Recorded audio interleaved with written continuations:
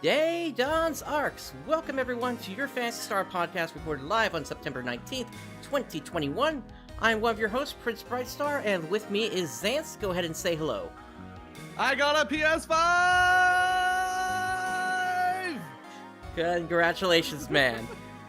Oh boy, the issues that come up during even the start of a show can sometimes be funny. Yep. But anyway, it's been an interesting couple of weeks here with Phantasy Star, given kind of what's going on within the community, and really how Sega's been handling things over the past couple of weeks. Spoiler alert, it hasn't been that great.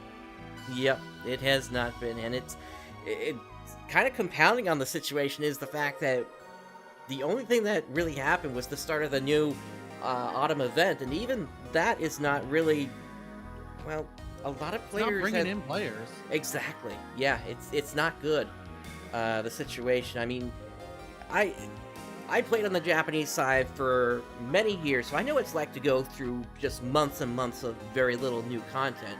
But most of the player base isn't used to that, especially with the rollout that we had for global starting last year. So we're now kind of seeing the back end of what's happening with that, and that sort of the player base is not ready for that. But at the same time, the same thing is also happening on the Japanese side, so I really can't say that here. Mm-hmm. So, but it's a mixture of problems, especially when it came to the original global launch and how they doled out stuff. They spent a long time where we were in episode 1, 2, and 3 area, and then they just sped past 4, 5, and 6. Yeah, and frankly, I wish they had taken the time to roll that out just a bit slower, and so that way, you know, they could have taken more time to get some more content together for New Genesis. Yeah, especially since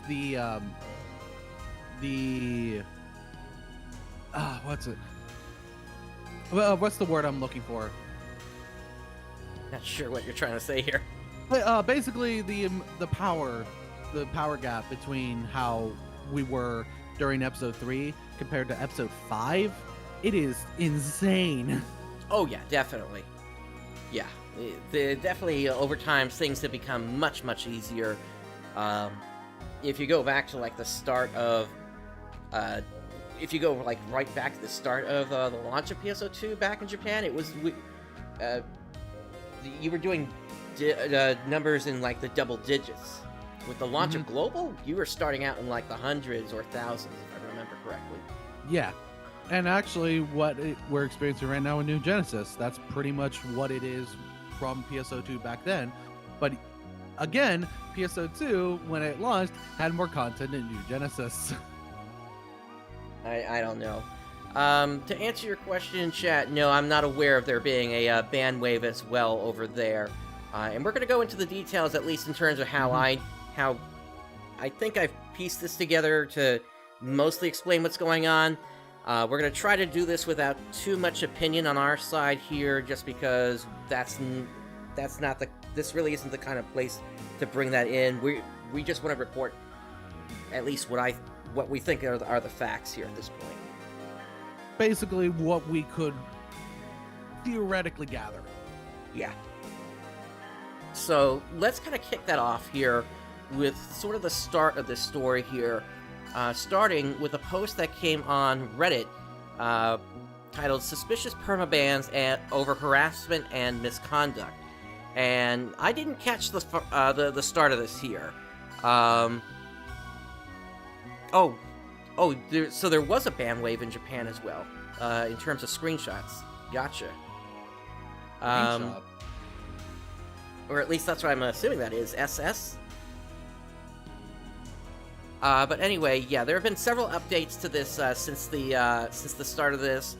Players were wondering what was going on, why were players getting banned, with really no announcement up until sometime after this post went out, that something had indeed changed. And as part of that, you have a whole bunch of different players coming out saying they got banned. Including one that was a massive whale. Right. And there was just nothing going on in terms of news from Sega until they finally put out this post here called Taking a Stand Against Hateful Behavior and Toxicity. So, I'm just going to read this through and through here. We believe toxic behavior and hateful language is never appropriate. The NGS Live Operations team is taking actions against racism, discrimination, and toxic behavior within our game. So the actions that they're taking, they're implementing severe punishments, such as account suspensions when they find toxic or hateful remarks. They're working towards improving how they combat toxicity by improving their processes as they identify problems with the in-game player community.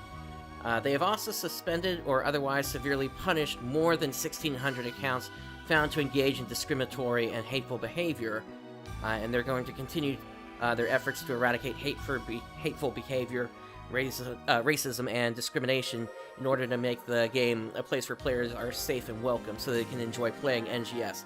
And something I'm not certain has been really mentioned in this whole discussion up until now is the team that's doing this, again, is not the team that originally launched the game with. That was a completely different team. It wasn't until New Genesis that Sega of America really took over, and that might be part of the reason why a lot of these bands did not go out until now. Oh, so this is specifically Segak doing this. All right. So we got the return of Segak. Yeah, Segak, if you are unaware, is basically what the U.S. and European community called what that team was called, and it was a spoof of the Kubara product. Yeah, whereby you would get a weapon description, maybe, and things like that. So it's I haven't quite reached that point yet because a lot of the problems are more on the Japanese side still. But this is definitely a very well. I'm not going to say it here because this isn't the platform for it. Yeah. But yeah, basically 1,600 players have been banned, and over the past couple of weeks since this happened, we've gotten a little bit more information of how that 1,600 sort of spreads out here. So that starts. Part of this was also making It does say more than 1,600 were suspended or otherwise severely punished. So it's not all of them were banned. Right. Yeah, and yeah, there's a lot of yeah, even for me, there's still a bit of confusion going on here because they don't spell things out clearly in terms of what players did. But at the same time, that's kind of a standard affair for really any MMO that you go to. Unless you're dealing in something like RMT, you're not really going to get a very clear explanation of what you did. And the reason that most MMO companies do that is so that, you know, you can't really... Let me rephrase that. It's so that... that kind of behavior doesn't get replicated? Yeah, exactly. Thank you. Yeah, and it's especially important when it comes to issues such as hacking and cheating as well, so that whoever was doing that... they don't want to bring that to light, obviously. Exactly, because that then makes their systems and security more or less secure. And it just kind of falls into that mentality that companies have, that players are just never going to know really everything that they did. They're never going to be provided logs in terms of what they said. But at the same time, the players that are saying that, they have the logs. Everything that you say, everything that you do in the game, you get logs of that in your My Documents folder, in the Sega folder inside of there. So that's not really an argument that players can make on this. But as part of what Sega's doing to kind of try to curtail this here, so they've also made a change to the system for when paid content is purchased for the first time in the platform. So in the current, or rather, before this post was made, in the Steam and Epic Games versions, purchases of paid content are not reflected in-game until the following conditions have been met. 24 hours have passed since the first purchase of paid content was made, or 24 hours have passed since the first character on the account was created. And the system changes that were planned to be implemented. So players would receive the paid content they purchased right after logging into the game. And then in the Steam and Epic Games version, players would not be able to put items up for sale in the personal shop until 24 hours have passed since the purchase of paid content on the respective platform, or 24 hours had passed since the first character on the account was created. And then also for the Xbox One and Windows 10 versions, players would not be able to put items up for sale in the personal shop until 24 hours had passed since the first character on the account was created. So, which does make sense because that's a way of curtailing off of RMT. Exactly. One of the big confusions here was the fact that players would not receive whatever they had purchased for 24 hours. So this actually does sort of speed that up a little bit, but it still keeps the safeguards in place that, if somebody just creates an account and were to start selling stuff on the market, it curtails that by 24 hours. So that it's good that they kept that. But it does reduce the effect that going with the RMT method does have, at least for a little bit. Keyword a little bit. Still doesn't stop it. Correct. But then after that, after all this, then we started to get a little bit more information from people making posts from Sega. One including this one from Dreamweaver. I'm just gonna pop this up real quick here. This is a comment that they replied back to. Japan mostly banned for RMT, but I assume RMT is included in the toxic behavior outlined in the original post for Global. And Dreamweaver said yep to that. So that was a little bit more confirmation of what was going on here. So it wasn't just what players were doing in-game, what players were saying, and things like that. It was also RMT that was involved in that 1600 number. And my question is with that, why don't they just state that? I don't know, and I think saying that up front would have helped a lot of players' confusion in this whole situation.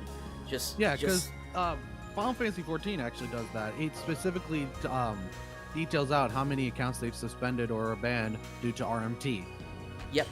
Instead, we just get this post here indicating that it's toxic behavior that caused the 1600, when RMT was also a part of that. They should have said that in here, and instead, we eventually did get a post like that here. But this was not until way later, and this is for August here. So, in August, there were 950 cases of RMT suspension. So, of that 1600, that amount was probably the toxic behavior RMT stuff. Yep. Yeah, so most of this was RMT in the end, and that's why if you come back to here, you'll see, like, even players down here are saying, like, and this is why you don't. Well, yeah, basically, once that information came out, then players started to realize, okay, somebody's not telling the truth here. There were obviously some whales who were into RMT. Yeah. You'll get that in every online game. Pretty much. I mean, it's not the whole community that's thinking this way, but at least some players start to realize, okay, yeah, this is just basically people whining that they got banned. There was some other information in here, including, of course, the in-game malicious behavior. They don't give specific numbers here, but based on the 1600 number before, we can kind of glean that that's around 650 that was banned in this particular wave as part of that. And really, we're just going to have to see